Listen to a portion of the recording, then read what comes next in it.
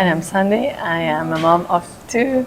I'm a doctor. I was in contact with children, and I just thought there should be another way to focus on treating their mental health issues, but with a more less drugs. I'm not saying like medicine is you shouldn't take it, but some kids they can thrive without it. Like regulating your own emotions and Or learning your own. learning. Exactly. The approach should be different. Give the tools to children, and then if they need it, they can go to the next level. Yeah. You teach your children at a young age how to breathe, how to understand their emotions, because sometimes even as adults, we don't understand what we're feeling. We don't know what to do with all those feelings and emotions. This is where I need to do something. And then I got pregnant.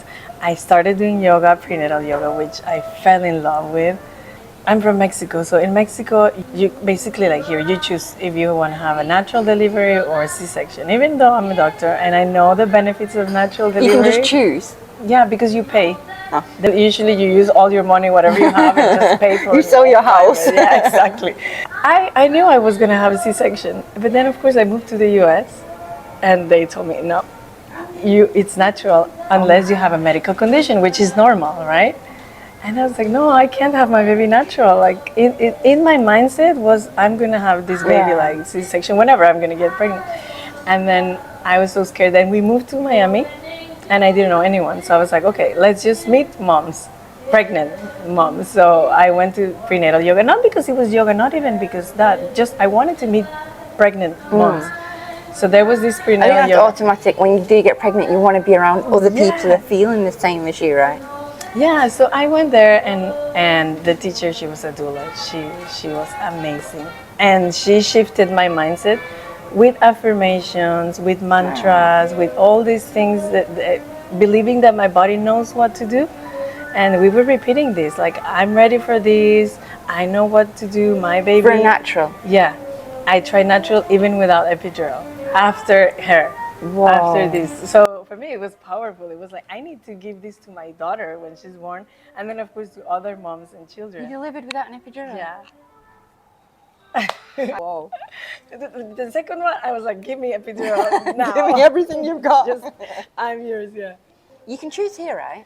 Yes, here is almost kind of like the same. But I think if you don't really need it, natural is always the best for everything. Coming here, I was able to choose whichever one I wanted. I wanted the natural birth. I wanted my husband to connect with the baby. Oh, yeah, that part. But you miss out on if you have a C-section. Yeah. You don't miss out, but you feel like you're going to miss out. Or even in a C-section, you're like all drowsy. You're not 100% fully there. Gosh, I got the shakes Yeah. really bad, and they gave me some medicine to stop me being sick because you've not eaten anything, and the doctor's saying to the woman, can you give her something to stop her being sick? And the nurse is saying, I've given her everything. And she's give her more. So then the doctor peers over the screen and says to me, you're feeling sick, so I've got your uterus in my hand. It's literally like that, yes. So then I need to do this. I need to learn more about yoga. I didn't even know there was children's yoga. Like, I had no idea. I didn't know either. And so I started like diving into yoga, into holistic approach, and like all the things you could do. And I found a training in Los Angeles. I was living in Miami. And I told my husband, I need to do that. We decided to fly to LA. My daughter was like 7 months old, something like this, yeah. And I did my training there. And after that, I just fell in love because I was doing it with her. So I was able to do it like baby and me, just me and her. And then with her, I have videos of her like as soon as she was moving, she was doing, we were doing it together. That's nice because you still do it together now. Yeah, we still do it together. And now she's very prominent in your webpage. She's very... Yes, because that's really nice. She loves it. She became a children's yoga teacher, certified. Oh my She did it as well. She studied like all the hours that she needed to study and did like all the tests. That's adorable. I didn't even know kids could do that, you know. Yeah, she's very mature for her age. She's 9. She did that when she was almost 8. But how about your son? Does your son like it? He is, but less. Now he wants to do the training, but he's not that mature, you know. Like he's more I don't know, like I don't see him ready yet. I Yeah. think he can do it when he's gonna be maybe 10, something like this. Boys tend to lose focus more than girls, right? Yeah, Have you noticed yeah, that? 'Cause yeah, you've got boy and a girl, yeah, I've got all boys. yeah, yeah. So I can't really compare, but would you say Yeah. that boys' And focus there's is... evidence that girls mature faster, Yeah. yes, than boys. Especially at this age, and 8, 9, they're already like thinking different things. And boys Yeah. are just like playing. Yeah, my son is like, okay, when last year we did a summer camp and my daughter was helping me. That was the first time she was like really like teaching already with her certificate and everything. And my son was like, he was 5. And he's like, okay, I'll sell your books to anyone who comes. Like, he's more into that, you know. He's more people like oriented. Aw, So that's I have nice my though. team. When it comes to children, I always adapt. And with children, you have to, like, we as teachers, we have to understand that you can have a script, but that might not be what you need, right? Even as a mom, Each you kid's know. different. So you have to improvise a lot. You have to use a lot of props. You have to music, make it fun and moving a lot. And it's different from yoga because a lot of people are like, how a child is going to do yoga? Yeah. It's so different because yoga for adults is the relaxing and you're doing the yoga poses, but everything is quiet and silent. But with children, it's like ups and downs. So you bring them up, and then after they're like high on their energy, then you can bring them down just for a couple of breaths, and then again up, so they can come down again. So you kind of like mix, so it's easier for them because they will be tired. So who does this, you or your daughter? We do it together. Yeah. Yeah. And are you going to be doing any of these soon? Yeah, I'm doing one this summer, and when we come back in Where August. can we find out? On my Instagram and my website. Yeah, it's exciting, but I'm going to be there. Yes, but I think this is a good thing, and it's a gift when you start your children at a young age. I'm working with teenagers as well, and although these 2 girls, they are very self-aware. I think they are really connected to themselves, but still, you know, they need to know what to do with their emotions. There's all sorts of emotions when you become a teenager. All the pressure now that they have, like from social media, how you look. There's research that shows that at 13 years old, 80% of girls, they don't like the way they look already because of the filters. There's a lot of people who say they're autistic or they're, which they might be, Yeah. you know, all these names that growing up we never really knew about. Everyone self-diagnoses, they look on Google.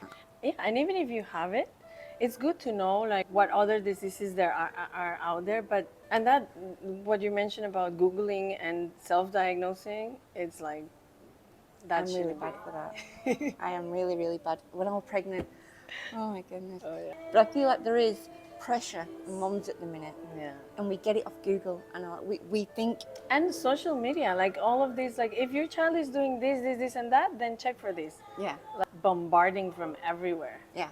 When we were growing up, we didn't have a device. Yeah, no. We didn't have access to the anything. internet. Yeah. We had to go to a library. They don't do that. Yeah. They look on their phone and they self-diagnose on Yeah. Google, like me at 3 o'clock in the morning. What's going on? It's okay to be Yeah. anxious and it's okay to feel what you were feeling. Yeah, it's okay not to feel happy at the beginning. It's okay, because your hormones are at a state, and then there's a surge in the first hormone that appears is the HCG, human chorion gonadotropin, and this is the one that's going to help the placenta. So you need it. You need it for the beginning of the pregnancy, and that surge is making, of course, in the hormones a disbalance. But then it's also the one that is attributed to nausea, motion sickness. So then, of course, that's Is that the making progesterone or the estrogen? Which one? It's progesterone as well, but it's the HCG, Okay. the one that. Which one makes your boobs sore? There's one that makes your boobs sore. Progesterone. First time I get pregnant. And progesterone also is the one that makes you tired. It's the one that is related to a neurotransmitter called GABA, Okay. and this is sedative. It gives you like sedative feeling. Okay. So it makes you sleepy, makes you tired, and it's high in the first trimester. So that's why in the first trimester, one of the first signs of pregnancy is feeling tired. Yeah. And also like breast. It's helping the cervix and everything, isn't it? The That's why it rises to help. Yeah, exactly. And during the whole, just maintain the pregnancy. So the estrogen is more, it's helping also the body, the placenta, but it's more for the baby, like growing the baby, and if it's a girl, to differentiate into girl, the Okay. estrogen. And then the progesterone is also for the placenta, like the pregnancy, but the mostly the uterus and just maintaining the pregnancy. Okay. And the HCG is in the beginning. It's a huge spike, and then it'll just stay. Things it stay starts off at maybe a low number, you'll get maybe like 40 something if you had a blood test and Yeah, and then yeah. it doubles every couple of days. It'll double, yeah, it's double, like double. boom. Yeah. Yeah. And then it'll go down, and all of them will regulate. That's what during the second trimester you feel more like with Yeah. those less mood swings. Maybe, more maybe. Not for all of us, It's, not for it's all okay of to have us. them, yeah. More energetic because estrogen will give you the energy. So estrogen is less spiky. It's more like gradual. Yeah. But that's what's gonna make you give you more energy. That's why during the second, but then at the third trimester you start feeling tired again because the baby's Getting bigger, big. and now that's physical more than hormonal. It's more like you're waking up because you want to go to the bathroom every hour, or your discomforts of a growing belly, like you can't sleep. Yeah.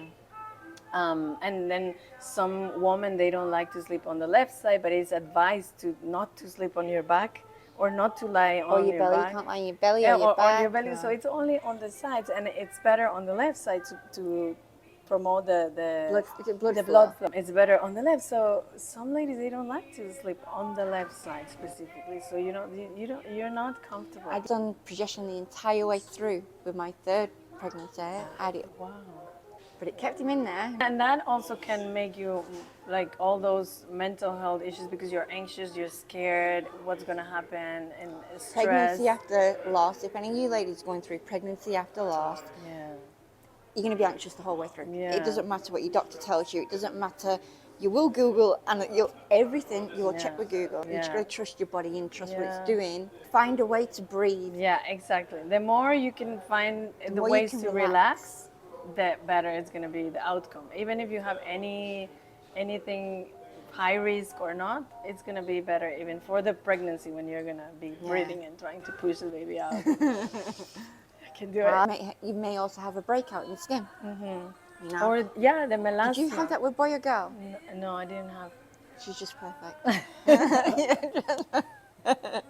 Because they say old wives' tale. If you're having a boy or a girl, you have a breakout. I didn't have breakouts either, but I've got all boys. Yeah, no, I know from like all wild tales. It's like if the belly is pointy, it's a boy, and if it's like this, it's a girl. But I didn't really check. I don't remember. You know, pretty much like this all three of my pregnancies all the time. Anyway, there is an app on what is it? What to expect? Yeah. And then you can put in like your year birth and when you are due, or when you conceived or something, and that predicts boy girl.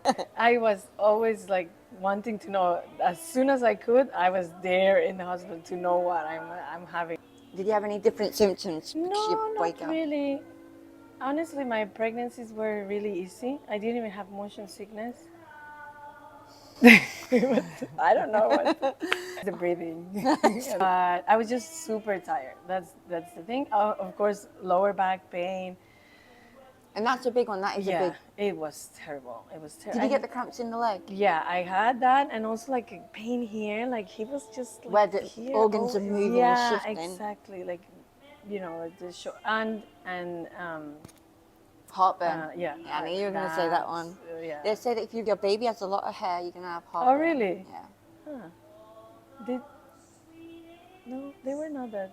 They had hair. Mine came out looking like monkeys. Really? Not just on the hair, like on their arms, on their back. Did you have heartburn? Yes. Okay. Even water gave me heartburn. I couldn't even drink water without heartburn. No. But my first, when he was born, first thing I said, oh my God, I gave birth to a monkey. Yeah, when they're born, they're like squeezed. And I remember I helped deliver a baby, and the mom. You helped deliver a baby? Oh, hundreds, yes. I love that. I love that. And that's amazing. There was this lady. Did you cry? Yeah, and everything. Like I had all the feelings, emotions, like things falling on me, like all the things. Oh. And there was this mom, and she's like, "Oh, I want to see my baby. I want to see my baby." So we pass it to her, and she's like, "Oh no, I don't want to kiss him."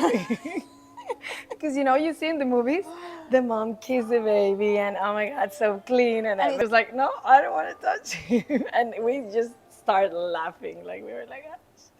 But yeah, it's all these things, like it's normal. It's normal to feel a little bit like I don't want to have my baby now. Just clean him a little bit and then give it. Did you get sore boobs? Yes. Yeah. That's the And progesterone, right? Yeah. I had a bit of morning sickness. My morning sickness was weird. With my second, I couldn't stand the look of meat, raw meat. Oh. Once it was cooked, I was fine. But the raw state, no. Yeah. With my third, could eat lamb, but I couldn't eat beef. Yeah. What were you craving? Vinegar. I wanted vinegar, salt and vinegar crisps and things like that. Wow. In pregnancy, I feel like my brain is just connected to something else, and I can just handle things really, really well. Like there's a level of I know an importance. Like I know it gives you clarity sometimes. I can't get too emotional. And that's why it's so important to have those tools, and just improve. Even if you are already like, you have a good pregnancy. Me too. I've always been like, I didn't have mood swings or anything like that. I had mood swings, but they were good. Okay, yeah, exactly. Just more excited. We're from here to here. Yeah. For me, I think for my second pregnancy, when I was like, maybe I'm pregnant, it's because I was sleeping all day. I was like tired all day. And in the beginning, I thought, oh, maybe, I have a toddler, I'm tired. But that was a lot. Yeah. Having a normal routine of taking care of yourself and your mental health is crucial to prepare you to postpartum, because also in postpartum there's a lot of things that can go from postpartum blues to depression to anxiety, OCD, all sorts of things. I might have developed that last one. Really? It's very common. 7 out of 10 Really? develop intrusive thoughts, which is a sign for OCD. One thing I got bad in postpartum is the hair. The hair fall out. Yeah. Oh my goodness, it was coming out in clumps. Really? Like I got to a stage where I didn't want to wash my hair. Because when you're pregnant, you have like the hair, the nails, You get everything everything, the is like skin. glowing, and then you have your baby and everything. If you're postpartum and some women on Instagram, they seem to have it all together. They get up in the morning, they have a shower, they do the hair, they do the makeup, and they're going about the daily life, taking the kids to school, and making three-course meals and doing it in heels. And actually, behind the scenes, I guarantee half of them have either got help, or they're napping in between that, or they're not actually doing it all in one day. And this is why also, I love also what you do, like sharing the reality of motherhood, and I love sharing this. The other day I shared that my kids were fighting. It was day 2 of summer, and they were fighting because people sometimes think, oh, you're mindful and your family is perfect. No, my family is far from perfect. We do all these things to prevent and to navigate life in an easier way, but life is life. And they fight, and I get angry, and this is normal. I'll show you what my kid looks like having a tantrum, but I'll also show you how to deal with it, or how I deal with it. And it's okay if you don't agree with that. I didn't believe in breathing or anything like that. And then I came across your webpage, and it was seeing the normality that made me keep scrolling. Okay, so like the Ben and Jerry's, like your kids joining you in these little things, and that made me want to learn more. And then I tried the breathing, I tried the meditation, and it does have a positive impact. I know moms, we're all busy, but another thing I like do it is in the bath. And there was one bit that said, let your feet touch the ground. And I'm like splashing in the water, just like. And it's just that it's finding those moments, because we do have moments where we could sprinkle. I like to call it sprinkling mindfulness. We have those moments. It's just that we choose different things. Life is all about choices. And if you choose to, instead of maybe you're waiting, you go to the bank or you pick up your kids, and instead of like grabbing your phone and scrolling, because now it's becoming automatic, right? Yeah. Logging into Instagram, your email, Facebook, whatever that is, it's not just social media, it's emails. Instead of that, you have 2 minutes, then do 3 deep breaths. I love on your Instagrams when you post 2 segments, so you'll do sort of this is what you could do, Yeah. or this is what Yeah, you could it's try. it's And I a love them thoughts, like, you know, reality you show up check. and I'm thinking, do you know what, today I'm going to do that differently. Yeah. And even if it's only one of those things that Exactly. you I do was gonna say just differently, how you said. It doesn't have to be all in one day. I just put it together so you could grab whenever, but it doesn't have to be the perfect day in one day. It's better to have one thing every day than just one perfect day and never again. so much that goes on with the body when you've It's a just lot. had a baby. Your hormones are not going to be the same. Yeah. Growing a Yeah. baby, delivering it safely into the world, Yeah. and now you've gone from something growing inside Yeah. to outside that needs more physical, demanding, And that pressure, and that pressure of routine. having someone at your care, it's a lot for some moms. It's a lot, and also that pressure from family that you have to do it all by yourself sometimes, or being the perfect mom and giving them the best food in the world. Some moms, they don't want to cook, and they just prefer to, when they're eating, just buying the food already, You're or even breastfeeding and formula. so much stigma of you must breastfeed, and Yeah, it's so you much know, pressure. fed is best, and that is true. Yeah, it is. After you've had the baby postpartum, Yeah. you are going to feel mood swings worse than pregnancy Yeah, because yeah, you're also yeah, tired. You know, what is not normal? yeah. So normal is postpartum blues, which are considered the signs start a couple of days after the baby is born, and then they go up to 2 weeks. Okay. This is normal, but also you have to check the severity of the symptoms. Normal would be like a mood swing, crying here and there, but you're usually okay with seeing family members or doing stuff. It's these cry spells. Yes, of course you can have them. You can have mild intrusive thoughts, which are also very common in What can postpartum. you explain intrusive thoughts for those that don't know what it is? Yeah, an intrusive thought is basically any thought that you have that it's literally unwanted, Okay. and it's you can imagine yourself either harming you or the baby, Okay. and that could be from an accident to wanting to harm your baby. Okay. For some moms, it's like they literally see themselves. I don't want to be very like visual and but literally doing things to their baby. Right, okay. Instead of like some of them, it's just like the typical one is falling off the stairs. And what is or- causing this? What It's that hormone is caused? drop of hormones Okay. that is going to cause like an imbalance in all the hormones. Sometimes you can have also a drop in the thyroid hormone. You know, sometimes moms have that too. So it's mostly like, and of course the sleep deprivation. You're not And that going one's to a killer. sleep. If you're someone who likes to sleep and then that sleep is disturbed. Oh my God, those That's a first hard 2 weeks are. I mean, I remember. I didn't know how I was going to survive the next day. I was like literally, and then I have mastitis. Oh. It was terrible. Those first weeks with my first. So pregnancy was good, but like after that, if those symptoms are still there, then you should definitely seek for help. Even if you consider that okay, after listening to this, you maybe you think okay, I think I have postpartum blues. Still, it's good always to talk to a doctor, to talk to someone that knows your history, because if you had symptoms or if you had already a diagnosis of depression or anxiety before, you are at a higher risk of developing anxiety, depression, OCD, or any other mental health issue, to psychosis sometimes, which is less. I think it's 1%, but psychosis is when you actually do something Okay. to your baby. Sometimes moms feel shy of telling their husband even, because what is my husband gonna think about me? It's completely normal. More than 90%. Some papers say it's 70%. Some other papers say 94% of women, postpartum women, have intrusive thoughts. But it's a huge. I think most everybody, every mother will have them. Yeah.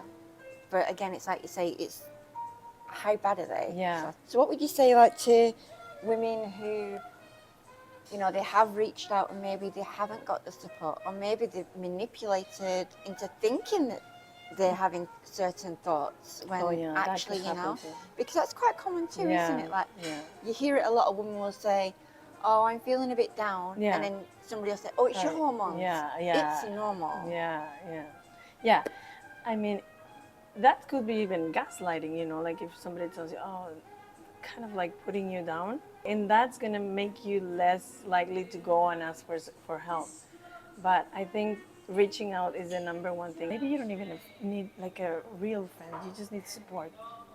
There's support groups in hospitals and or in I don't know, online, that are going through the same thing.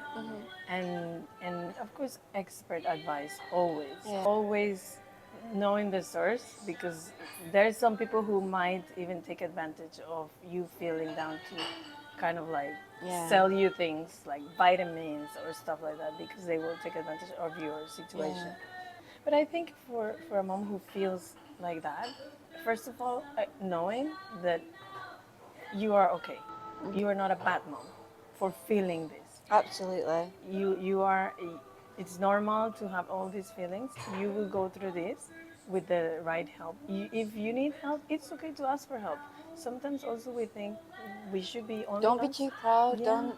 yeah. You're not in it alone. We're all mums trying to get through Yeah, it. yeah, Why aren't we helping each other? Why yeah. aren't we doing this? Why aren't we? Yeah.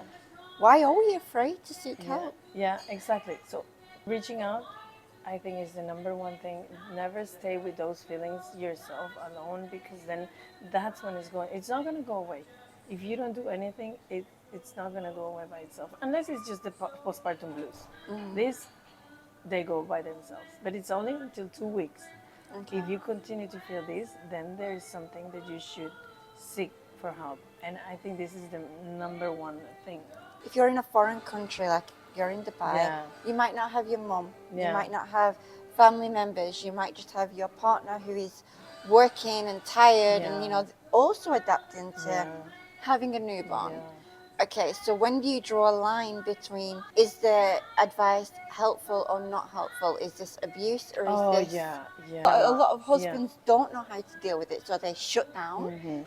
The line, I think, is more knowing that when it's your hormones, it's you that you feel tired, or you feel sad, or you feel anxious, or those thoughts. But when it's someone telling you this, then it's not going to feel the same. If it's someone telling you it's your hormones, or you are always overreacting or not validating you, then you will feel it's not you, and you will feel almost like very, with anyone around you, you feel very defensive, because you think everybody will try to put you down.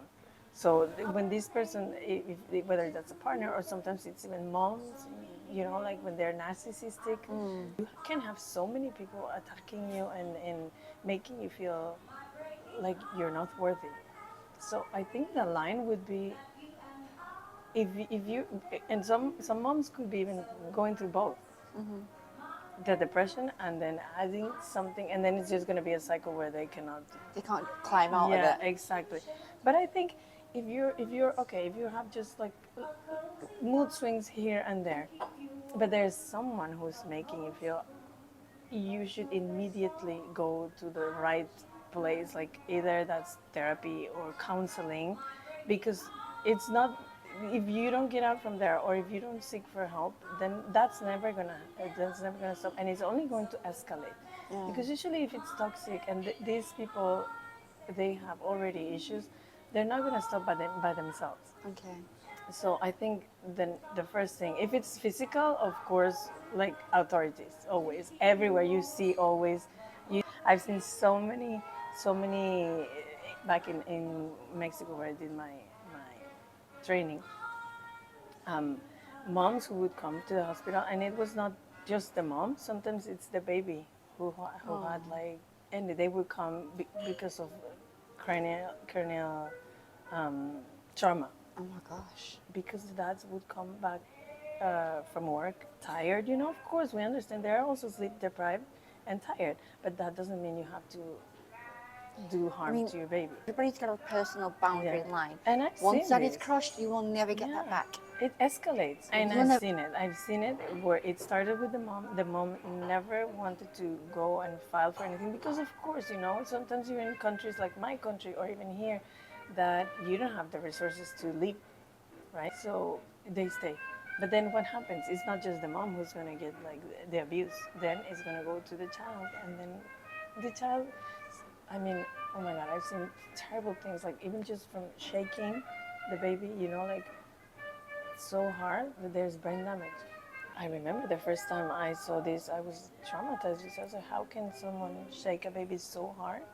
We're seeing more cases now of teenagers, or even 13, early teenagers, doing things that are just heartless. Things that you'd never even imagine adults doing. And this is where the having a healthy mental health is going to protect you, because even if you see all these things, or if you hear someone, all those challenges that you hear somebody online, like making kids do these challenges of harming themselves or harming others, then they will have more clarity into making healthier decisions and saying, no, I don't want to do this, because you're already giving them, meditating. Preparing your children for the modern day world in a time when technology is taking over. Everything's AI, how to prepare your kids for, using a hand phone, the internet. The internet can be a very dangerous place. And, how do you prepare your child for a conversation that she thinks she's having with a 9-year-old when actually it's a 33-year-old man in another country? And that is what we have to deal with now as modern parents. We have to. I didn't have to do that with my first. How to protect them from all this. How do you protect them? First, for me, I'm very strict with screens. I don't let them, only on the weekends. They have iPads because in school they use iPads, but they know that when they come home they don't use the iPads. I have very strict, you cannot use the iPad during the week. But then in the weekends they can only use Netflix. I don't let them use YouTube because I'm afraid of this. I don't know, I've never seen these videos, but videos of subliminal messages. Yeah, exactly. These things. So for me, I think boundaries are very important to have. Some people even advise to have a contract. Like a contract? Yeah, with your kid when they're older. Like saying, okay, this is how much TV time I get per week, and I need to do this before, these chores before watching TV or so it's like music. A reward, like you can have that, but when you've done something. Yeah, it's literally like, how can I get the TV? Like, and then sign it and all that. I mean, it's your family, and you will find the ways to find the balance. But for me, the first thing is limiting, and then of course the second, they know, even if they're sometimes with friends and they're watching YouTube, they always ask me, "Can I watch this?" And I always tell them, "Okay, you also they need to know how, kind of like, of course they will not have the same intuition that me." But I tell them, okay, see what's the name of the show? Like, is it Nickelodeon, or is it, I don't know, James 25, whatever, like something like this. Like, is it like a channel? Yeah. All these little things to make them aware. But they always ask me, can I watch this? And then I say, okay. And for me, I make sure they're open and talk to you. Yeah. So every night you go to bed, and I've started, actually since your page has influenced me a lot. So now at bedtime, I do this thing that's on your page of affirmations with your kid at night time. So I put him in bed, and you mums can come get me all you want, but yes, I cuddle my kids to sleep. I don't care. Yeah, me too. I'll get in bed and I have that conversation, that cuddle, because I have two, and I don't want him to feel like he is missing out. We get in bed, and we talk about the day. I tell him affirmations like, you made me smile, you make me happy. He responds to such the biggest smile on his face, and he goes to bed knowing he is loved. And can you imagine the impact it's having on him? Well, kids probably do their own affirmations now, right? Yes, they do their own. And we have games for that, like making your own affirmation. But my book has affirmations, so I usually use those affirmations that are in my book. But one, it's not in my book, and I love, is like, you can do anything you put your mind to, because I want them to know that they will do anything. Because I wish somebody would have told me this. It would have been easy for me to believe in myself and know my self-worth. You are worthy is another one that I use, and it's in my book. And the normal, the ones that I use in my book are very simple, because I wanted to make it more for all ages. So what age would you recommend starting doing affirmations? Since babies. just like how you read books to your baby, start saying affirmations to them like you're beautiful, you're unique, you are special, you are smart, you are strong. Because the way you talk to them is the way they're going to rewire their brain. Our brain has 80,000 thoughts a day. Oh. And some research says that it's 60%, 80% of those thoughts are negative thoughts. Our brain is biased to think negatively. Yeah, I kind of get that. Yeah, because it's a survival mode. You know, you're always looking for the bad to survive. That's Yeah. our ancestors. But now it's not that we are running away from the mammoth or whatever it was Yeah. back in the days. The good thing about the brain is like it has neuroplasticity. It has you can rewire the brain from being biased into thinking negative to thinking positive, and that you can do things. And so when you start telling your child you are smart, you can do anything you put your mind to, they believe it. And even if they try, you're building resilience as well, because they will try, but they will not stop there. They That's will great. continue trying. They will not be afraid. My daughter, she has auditioned already 2 times for the school production. She tried the first year Matilda, and she didn't get the role. She tried the next year Peter Pan. She didn't get the role. But she keeps going. But she keeps trying. She tries all the things she wants. She tried. She tried basketball. Thank God she got. And then next year she wants to try swimming, squash. Because she instilled that. Because my focus, because I It's didn't. literally the best gift. Yeah, I really want them to believe that they can try anything. And sometimes my daughter asks me, like, can I be this? But I want to be that. And I'm like, you can do anything. You can do so many things. And I tell her, I'm a doctor, but I'm a yoga teacher. They can try anything. And if they like it, they like it. Not to feel the pressure that I don't put the pressure also. Because let them I'm be this, themselves you're and- going to do that. Or because I didn't do this, you have to do that. If you think about it, we're so not used to it. So if I ask you, Claire, go to the bathroom, look in the mirror and say, I'm beautiful. I would You're laugh. gonna- I would laugh, yes, you you're know. going to be like, hell no, I cannot do this. If you start doing it with your children when they're brushing their teeth, you tell them at night, because it's important for them to hear from someone else, but also for them to reassure themselves.